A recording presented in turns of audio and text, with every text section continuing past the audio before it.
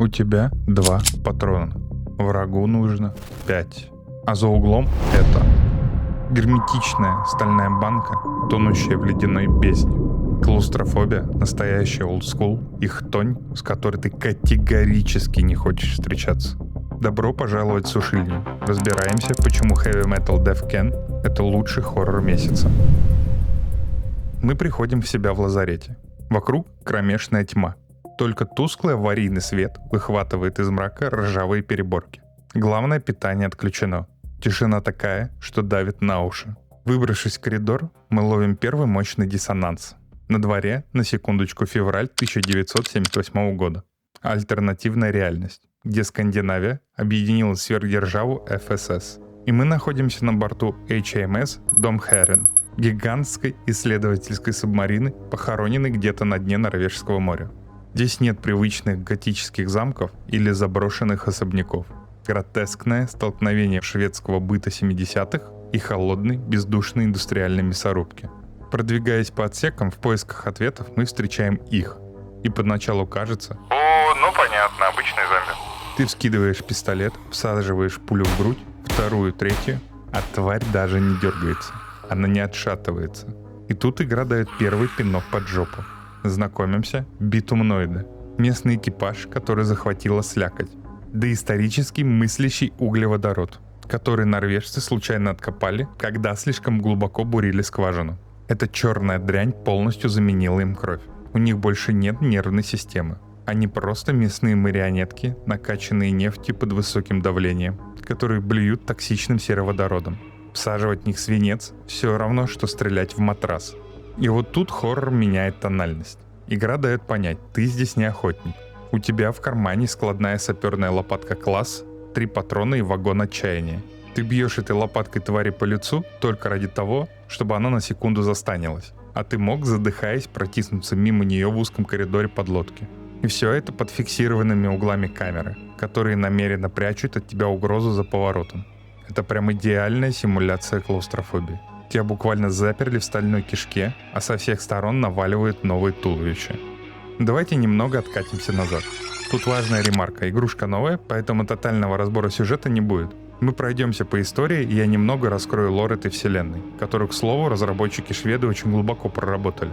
Но не сухо пересказывая, а так, как эта история ощущается, когда ты продираешься через нее с геймпадом в потных руках. Записки все найдены и прочитаны, так что я чутка уже шарю. Первым живым организмом на пути нам встречается Милтон. Чувак зовет нас Кидо. Ну типа пиздюк. Дружище очень бодрый, будто в комнате страха Диснейленда, а не на подводной лодке. Говорит: срань тут происходит. Реактор, значит, не пашет, двигатель заглох. Трындец нам, если не запустить. А чтобы запустить реактор, надо узнать код. А код знает капитан. Градус напряжения накручивается. Локации становятся все более сюрреалистичными.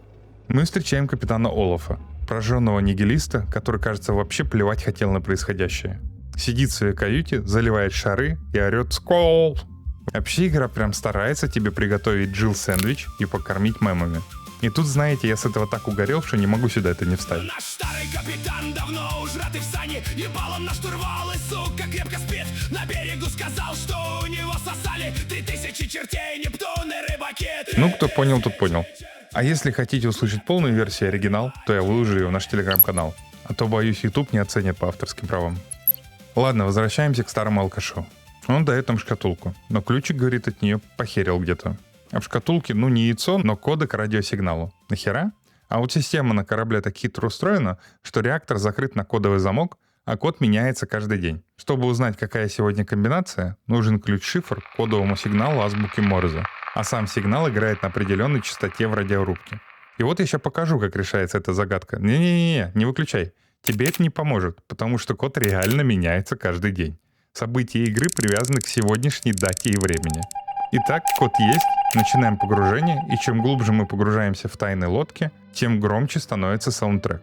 Это прям чистый кайф для старого Родскера. Это тревучий дисторшн тяжелых гитар и тревожные аналоговые синты, которые прошибают до костей. Металлом тут прошили всю атмосферу. Я прям кайфовал до мурашек. Открыли реактор, получаем второй пинок под жопу. Босс-файт. И выполнен он тут, ну, интересно на самом деле. После файта мы узнаем, что реактор, который, правда, наполовину разъебан после нас, все-таки подал газку и некоторые двери открылись. Как и открылось второе дыхание у битумноидов. Их стало больше. Те, кто просто мертвяком лежал, решили устроить внезапно второе пришествие. Кстати, вот мимо этого гондона я пробегал раз 50. Все ждал, когда он встанет. А вот встал или нет, не скажу. Но тем не менее, расход патронов увеличивается. А вот их количество что-то не очень. И тут тебя прям вынуждает не одевать мантию инквизитора, а пробегать и оглушать этих ходячих баррелей. Разводить их на чардже, уклоняться и пробегать мимо. Попутно все-таки тратить патроны, когда тебя зажали. Но все равно выхватывать и попадать в захват. И когда ты уже готов сдаться, когда у тебя буквально 0 патронов, а ХП мигает красным, раздается поразительный звонок внутреннего телефона. Ты берешь трубку, и голос оружейника, единственного парня, который догадался запереться в арсенале за стальными дверями, Ну точнее, в торпедной шахте, блять. сообщает, что готов тебе подогнать аптечку за спасение. Ты добираешься до безопасной комнаты, закрываешь с собой гермодверь и видишь собаку. Да, местный корабельный талисман, пес по кличке Адмирал.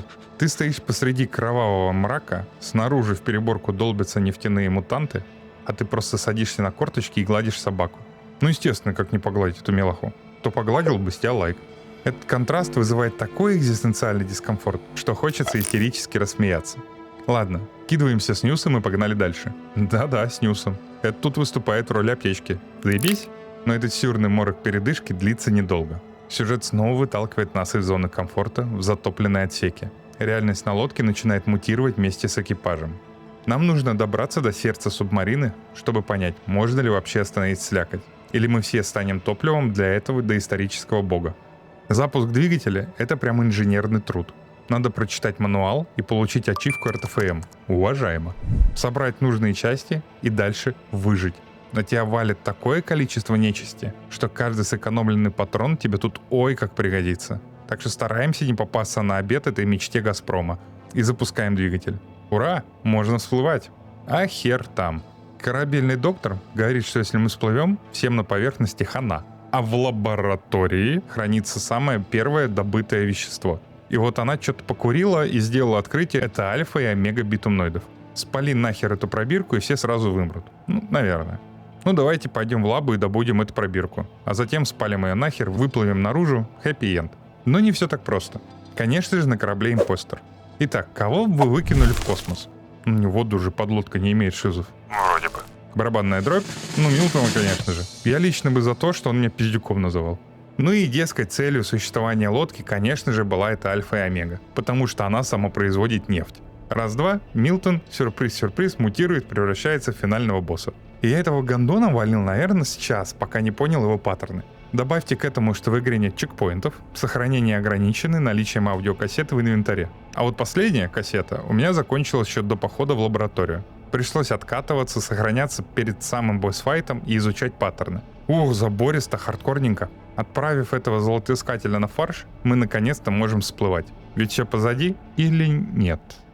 Ну а теперь к сухому мнению. Да это божественно. Да, игра очень короткая, прохождение заняло 4 часа. Закрыть на платину, ну а 10 от силы потребует. Но при этом она очень плотно набита событиями, контентом и лором. Я рассказал, дай бог, половину. Одну причину я уже назвал. Новизна, а вторая — хронометраж. У меня канал пока маленький, поэтому и видео я не могу делать по несколько недель на часовой разбор. А разбирать тут есть что. Так что если хочешь видеть разборы более глубокие, то поддержи меня и подпишись на канал.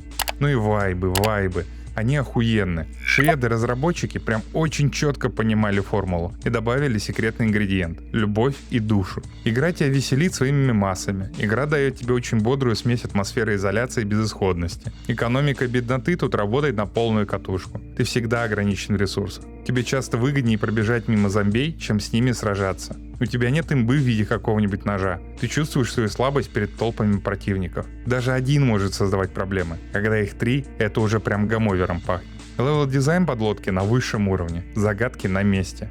Игра соответствует всем золотым правилам survival horror, о которых я говорил в другом ролике. Всплывашка будет наверху экрана. Короче, тут вся база на месте. И сюжет. Но он категории Б, однако лор очень глубокий. Объяснено почти все. Каждый элемент имеет смысл. Да, абсурдность происходящего имеет место быть. Типа, блять, на лаборатории на подлодке. Но это вообще не важно. Важно то, что все вместе это образует отличную хрустящую сушку, которая склонировала все, что могла с оригинальной Resident Evil. Но при этом дала свой сеттинг, во многом просто шикарный. Густую атмосферу, отличный саундтрек, и очень качественно выполненное управление. Танковое управление мешает в меру, как и должно, создавая небольшой неуют, а камера закрывает от тебя то, что ты видеть не должен. Саунд-дизайн тебе подсказывает, что впереди что-то есть. А мозг помогает вылечить твою проблему с мочеиспусканием. Это великолепнейший клон Резидента. Один из лучших, по моему мнению, а я переиграл в них немало. У меня в библиотеке их несколько десятков разного сорта. Можешь посмотреть видос с 2 другими клонами, которые тебе уже выпадали в подсказках. До встречи, выжившие!